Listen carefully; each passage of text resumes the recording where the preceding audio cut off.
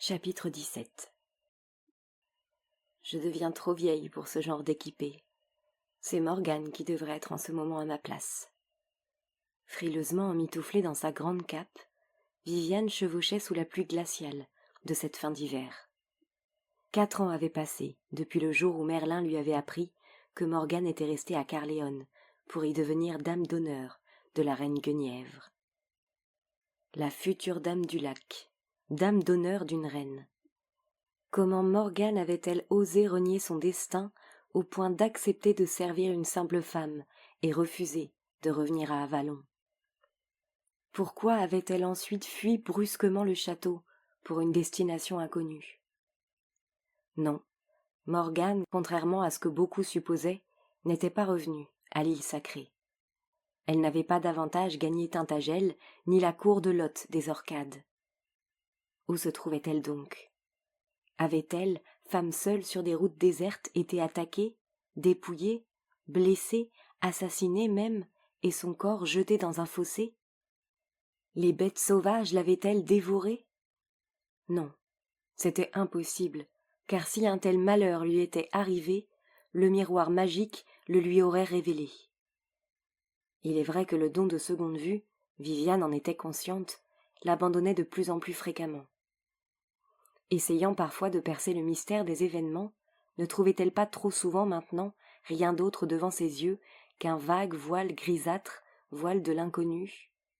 « Oh, déesse !» supplia-t-elle, méprisant les trompes d'eau glacée qui lui fouettaient le visage. « Oh, déesse, je t'ai donné ma vie. Rends-moi Morgane, je t'en supplie, pour le si peu de temps qu'il me reste à vivre. » Mais Viviane n'escomptait guère de réponse à sa prière désespérée, à part cet ouragan de pluie qui s'abattait sur elle, ce rideau opaque de silence et d'incompréhension, derrière lequel s'abritait, dans le ciel menaçant, la déesse cruelle. Habituée aux longues chevauchées depuis son enfance, elle avait toujours supporté sans fatigue les courses les plus échevelées. Mais à présent, le trot de sa monture brisait son corps, transi de froid qui, lui semblait-il, se recroquevillait davantage sur lui-même à chaque foulée. Par chance, l'un des hommes de son escorte vint alors lui annoncer que la ferme où il se rendait était en vue, au fond de la vallée. Réconfortée d'apprendre que l'on y arriverait avant la nuit, Viviane n'osa avouer à quel point il lui tardait de mettre pied à terre, et se contenta de remercier son éclaireur d'un bref signe de la tête. Parvenue enfin au terme de l'étape, elle se laissa, non sans difficulté, glisser au sol, à bout de force. Gaouan l'accueillit avec empressement. « Soyez la bienvenue, dame. Vous voir est pour moi un très grand réconfort. Mon fils Balin et votre fils Balan, que j'ai fait mander à Caerleon, nous rejoindront au plus tard demain matin. » « Est-ce donc si grave ?» s'inquiéta Viviane avec sollicitude, regardant affectueusement le visage buriné de son vieil ami. « Vous aurez du mal à reconnaître notre malheureuse Priscilla, tant elle est amaigrie. Malgré vos bienfaisantes médecines, son état a beaucoup empiré depuis votre dernière visite, et je crains qu'elle n'en ait plus pour longtemps. Elle s'éveille la nuit et pleure comme une enfant. Il m'arrive même de souhaiter, j'ose à peine l'avouer, que la mort vienne vite abréger de telles souffrances. » Installée maintenant au coin de la haute cheminée, Viviane essayait de réchauffer ses mains au contact du bol de soupe bouillante que l'une des servantes venait de puiser dans un chaudron géant. « Reposez-vous tranquillement et réchauffez-vous bien après cette course harassante, » dit courtoisement le vieux Gaouan. « Pour l'instant, ma femme dort. » « Alors laissez-la se reposer. Le sommeil est le meilleur des remèdes, » approuva Viviane, sentant sous la chaleur un peu de vigueur lui revenir. Une servante lui avait en effet enlevé ses vêtements trempés, et la chaleur des flammes pénétrait peu à peu ses membres ankylosés par la froidure et l'humidité. Elle fermait les yeux, appréciant pleinement ce moment de délassement, prête à ouvrir les portes de sa mémoire à ses chers souvenirs, lorsqu'un cri déchirant, venant de la pièce voisine, la fit sursauter. La servante se signa et marmonna d'une voix à peine audible. « Voilà que notre pauvre maîtresse se réveille. » Quittant péniblement sa place, Viviane suivit la servante et entra dans la chambre. Ce qu'elle y vit lui fit venir les larmes aux yeux. Gaouan était assis près du lit, où gisait une forme si décharnée qu'elle semblait déjà appartenir à la mort. Quelques faibles gémissements s'échappaient cependant encore d'une bouche livide. Viviane s'approcha et hocha tristement la tête. Quelle ressemblance subsistait-il entre ce masque défiguré par la souffrance et la jeune femme ronde et avenante qu'avait été Priscilla, mère adoptive de son fils Balan. Ses lèvres blanches et desséchées, le bleu de ses yeux, autrefois si limpides, si chaleureux, avaient perdu toute apparence de vie. Aucune médecine ne pouvait plus rien pour elle. Ses pauvres yeux, presque éteints, s'ouvrirent dans un dernier effort sur le visage qui se penchait sur eux. Une lueur brilla au fond des prunelles ternes, puis les lèvres bougèrent lentement, péniblement. « Est-ce vous, dame Viviane ?»« Oui, c'est moi, » répondit la prêtresse, serrant entre les siennes la main squelettique. « Dites-moi, très chère et fidèle amie, ce que vous ressentez au fond de votre corps. » Les lèvres craquelées esquissèrent une grimace, émouvante tentative de sourire, et la voix reprit. « Je n'imagine pas que l'on puisse être plus mal que je le suis. Mais je suis si heureuse de vous voir. J'espère seulement vivre suffisamment longtemps pour avoir le bonheur de revoir mes chers fils. » Elle se tut, soupira profondément, voulut se redresser, retomba et continua péniblement. « Je souffre tant. Mon dos n'est que douleur, et lorsque je bouge, c'est comme si 1000 poignards me transperçaient la peau. J'ai soif, j'ai soif. » « Je vais vous soulager, ne vous inquiétez plus, » la rassura doucement Viviane. Ayant en effet pansé délicatement les plaies occasionnées par une trop longue station couchée, Viviane humidifia la bouche de son amie avec une lotion rafraîchissante à base des plantes de la forêt dont elle avait seule le secret, en sorte que, sans avoir vraiment bu, la malade parut ressentir quelque apaisement à sa soif. Puis, elle s'assit près d'elle, silencieuse, attentive au moindre de ses mouvements, heureuse de constater que la pauvre femme s'était de nouveau assoupie. C'est alors qu'un bruit de chevaux se fit entendre dans la cour. Priscilla ouvrit les yeux, balbutia en tentant de relever la tête. « Les voici, ce sont mes fils. » L'instant d'après, la porte s'ouvrait brusquement, et Balan faisait son entrée, suivi de son demi-frère Balin, fils de Gaouan. Tous deux, s'immobilisant sur le seuil, embrassèrent d'un seul coup d'œil l'affreux spectacle. Balan était moins beau, moins élancé que Lancelot, mais ses yeux étaient aussi sombres et attachants que l'étaient ceux de son frère cadet. Quant à Balin, robuste, râblé, ses yeux clairs et ses cheveux blonds rappelaient exactement ceux de sa mère, Priscilla, au temps de sa beauté. « Mère, ma pauvre mère, » gémit-il, penché sur la forme étendue. « Ma pauvre mère, comme vous avez maigri. Il faut absolument manger un peu si vous voulez guérir. »« Non, » haleta-t-elle avec difficulté. « Il n'est plus temps. Je serai bientôt auprès de Jésus et de Marie, dans le ciel. »« Non, je vous en prie !» cria presque Balin, sous le regard désapprobateur de Viviane et Balan, atterrés par l'inconscience du jeune homme. « Il ne voit donc pas qu'elle est en train de mourir ?» souffla Balan à l'oreille de Viviane. « Comment peut-il croire encore à sa guérison ?» La dame du lac se pencha sur le lit et murmura à l'oreille de la mourante. « Je peux en tout cas vous promettre que vous ne souffrirez plus. »« Oh oui, je vous en prie, » articula la malheureuse en serrant la main de Viviane dans un geste d'ultime supplication. « Je vous laisse maintenant avec vos fils, car ils le sont tous deux, même si vous n'en avez porté qu'un, » dit encore Viviane. Puis, elle quitta la chambre et demanda à Gaouan de lui apporter les sacoches accrochées à sa selle. Lorsqu'il les eut déposées à ses pieds, elle en sortit différents petits sacs contenant des herbes et des racines, et déclara gravement. Pour l'instant, elle est calme. Je ne peux hélas plus rien pour elle, sinon mettre un terme à ses souffrances.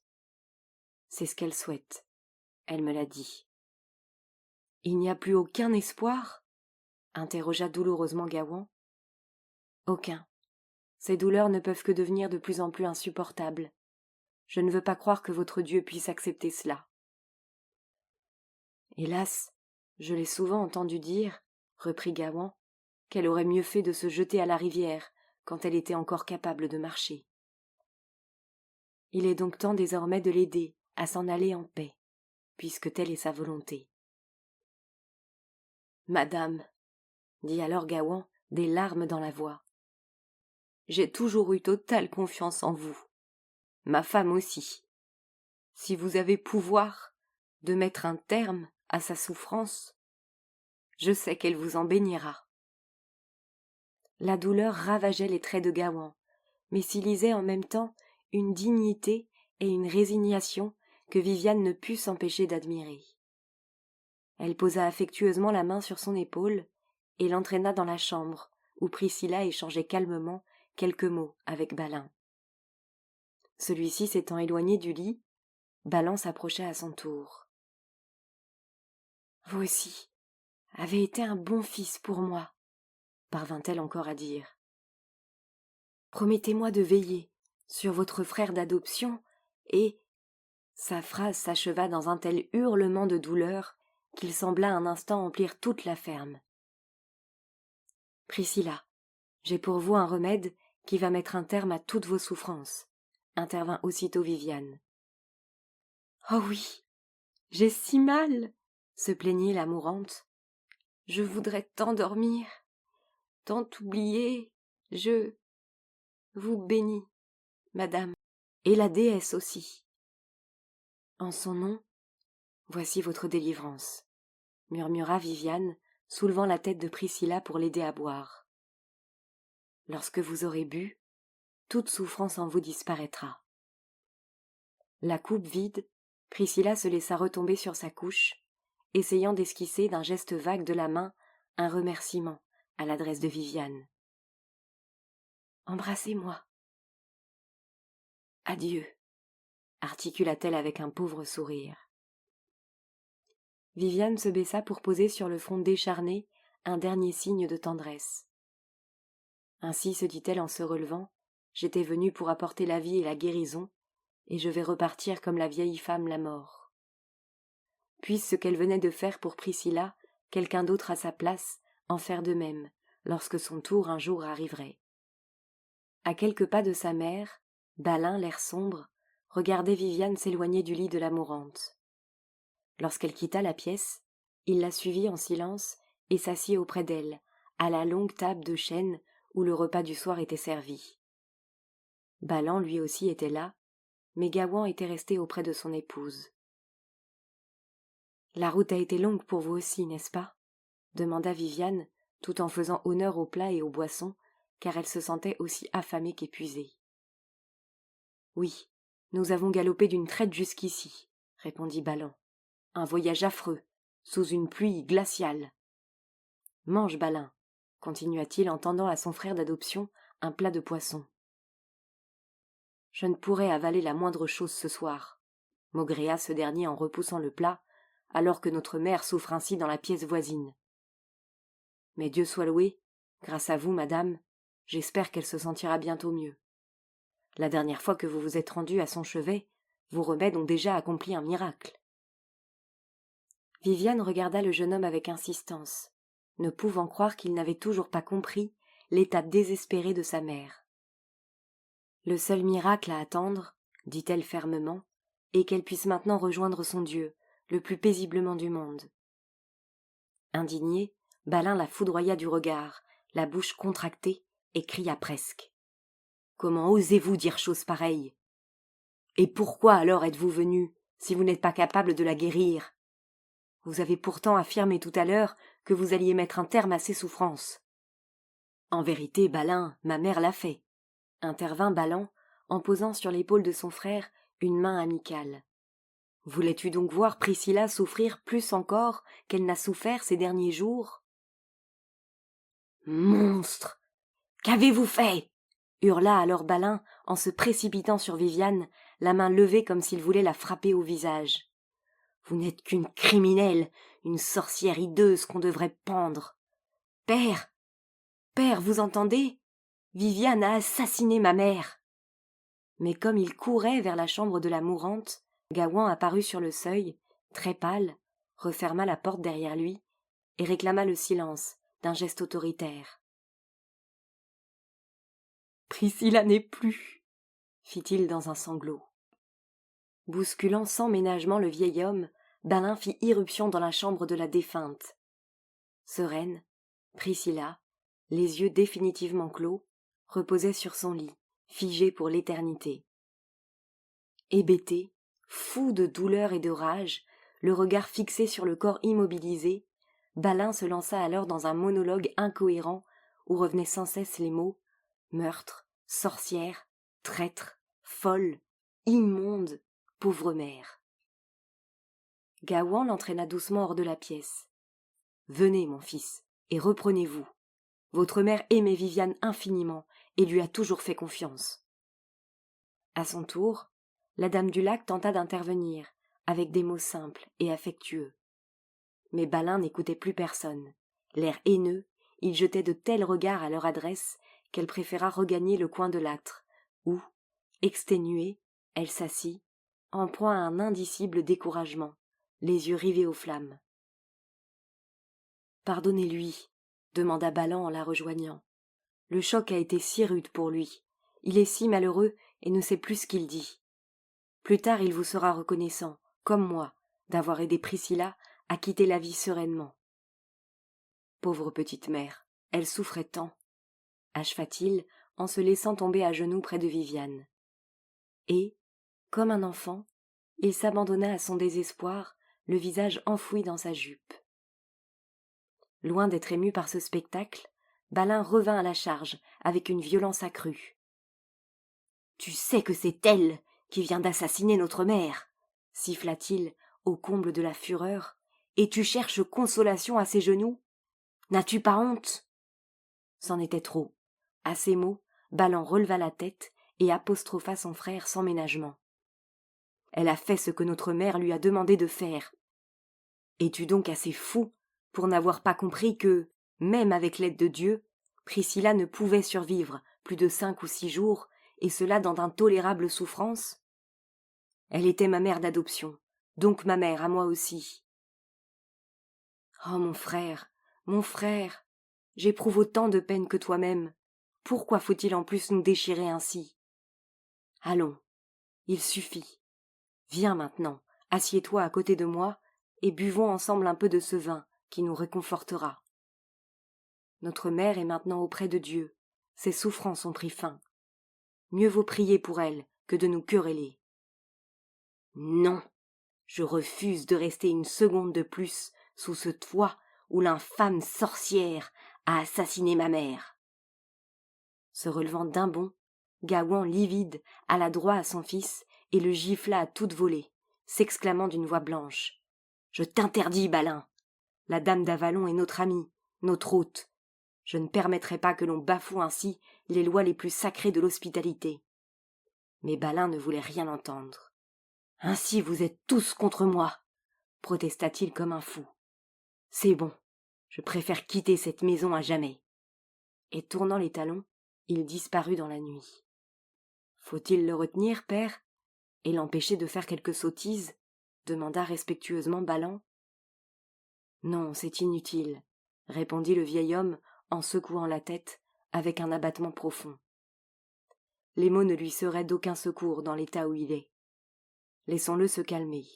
Lorsqu'il retrouvera la raison, peut-être reconnaîtra-t-il que la dame du lac a apporté à sa mère la seule délivrance possible. « Balin, savez-vous où est Lancelot ?» interrogea Viviane, voulant faire diversion. « Se trouve-t-il toujours auprès du haut roi ?»« Oui, il est fidèle à Arthur, » répondit pensivement Balin, bien qu'il s'absente souvent de la cour en ce moment. Et Viviane lut dans ses yeux les mots que son fils retenait sur ses lèvres, ne voulant ni heurter ni scandaliser sa mère. Lorsque Lancelot se trouve à Caerleon, Chacun sait bien qu'il ne quitte pas du regard la reine Guenièvre. Lancelot nous a annoncé, expliqua Balan pour masquer son embarras, qu'il voulait mettre de l'ordre dans le royaume. Aussi est-il souvent par monts et par vaux, exterminant plus de brigands et de maraudeurs que ne l'a jamais fait aucun des compagnons d'Arthur. On dit qu'il vaut à lui seul une légion entière. Savez-vous aussi qu'il est devenu chrétien et pieux comme une jeune fille ? Rien d'étonnant à cela, l'interrompit Viviane. Votre frère a toujours craint ce qu'il ne pouvait expliquer. La foi des chrétiens est une foi pour ceux qui ne pratiquent que l'humilité et la culpabilité. Mais Lancelot n'a-t-il pas l'intention de se marier un jour ? Et de nouveau, elle entendit les mots que Balan ne prononçait pas. Il ne peut posséder la seule femme pour laquelle il se meurt, car elle est l'épouse de son roi. Il prétend même, répondit Balan à voix haute, qu'il n'a envie d'aucune femme et n'aime que son destrier. Il est aussi valeureux et invincible au combat que dans les jeux qu'organise Arthur à Caerléon, si bien qu'il lui arrive de monter à cheval sans bouclier, ou de choisir à dessein une mauvaise monture, afin de laisser la victoire à son adversaire. Balin une fois l'a vaincu à la course, mais il a refusé le prix, car Lancelot avait volontairement omis de serrer les sangles de sa selle, qui avait lâché. Ainsi Balin est lui aussi un chevalier courtois et courageux. Vous pouvez donc être fiers de vos 2 frères, conclut Viviane, en se levant pour aller aider à la toilette de la morte.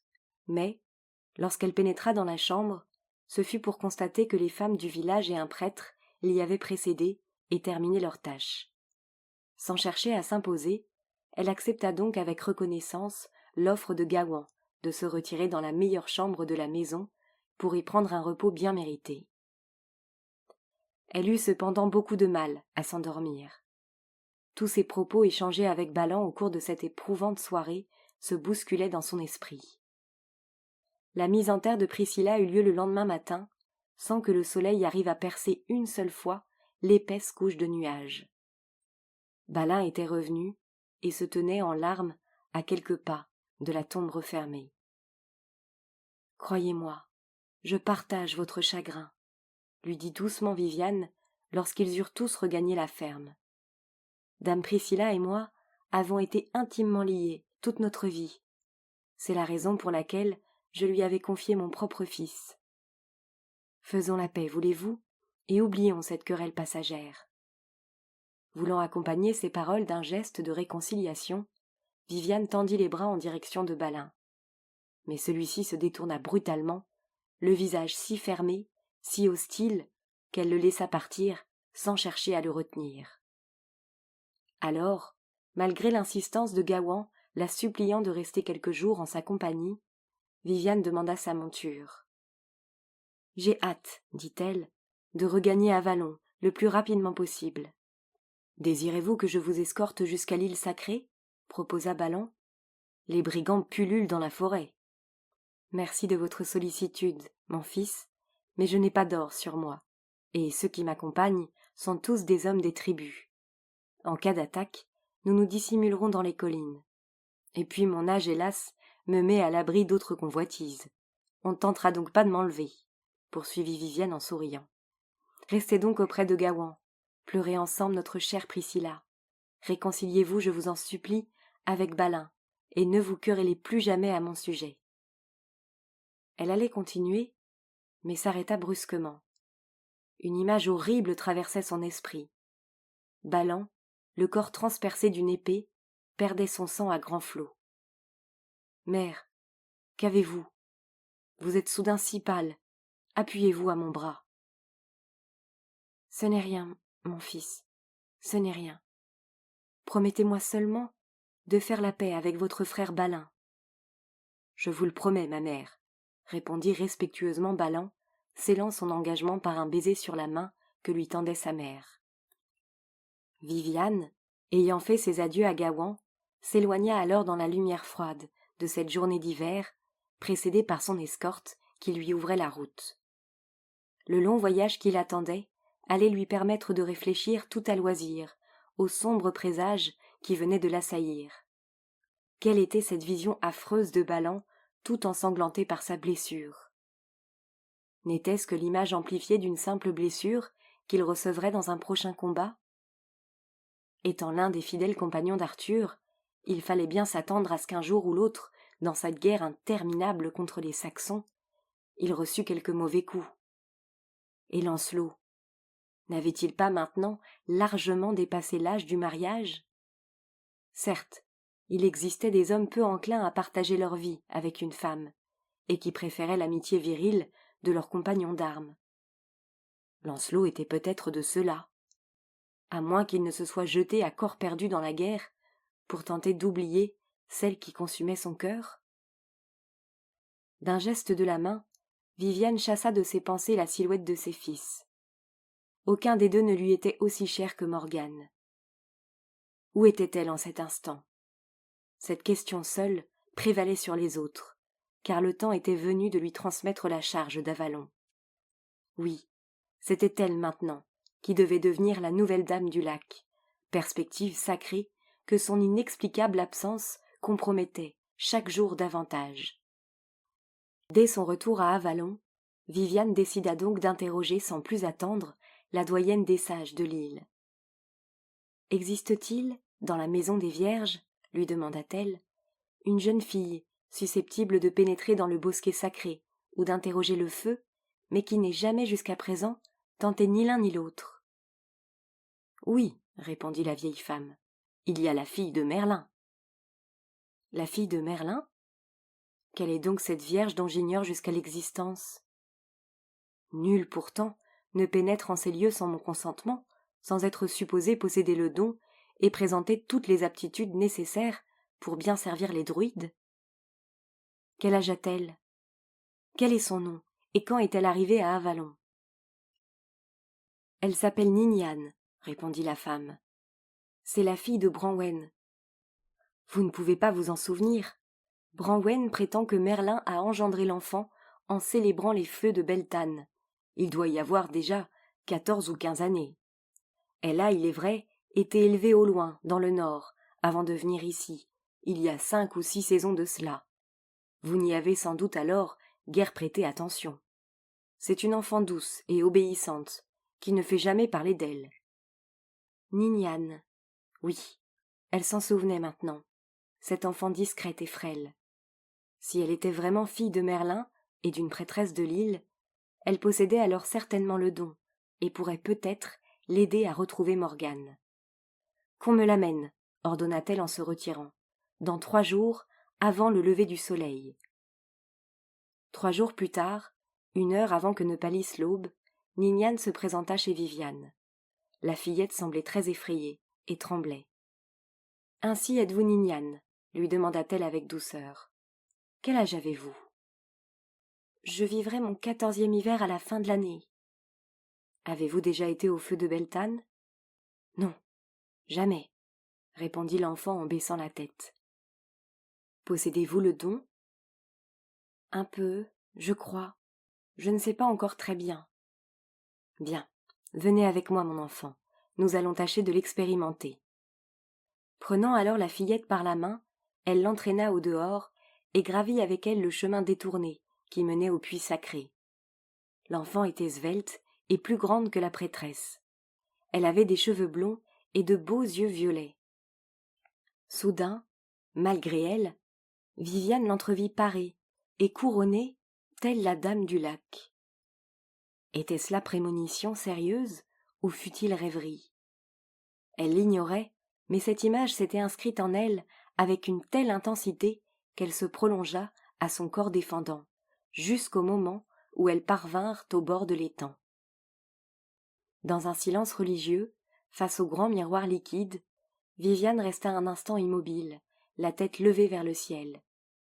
Puis, elle tendit à la jeune fille la petite faucille qui avait été offerte à Morgane lorsqu'elle était devenue prêtresse, et lui dit calmement « Regardez-le, mon enfant, et dites-moi où se trouve celle qui, jadis, tenait dans sa main cet objet. » Sans se faire prier davantage, l'enfant s'agenouilla, baissa la tête et se pencha sur l'onde.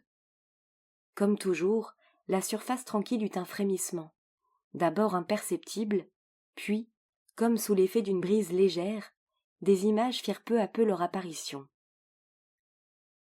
Ah, je vois, commença Niniane d'une voix à la fois lointaine et rauque. Je vois, elle dort dans les bras du roi noir. Que voulait dire l'enfant?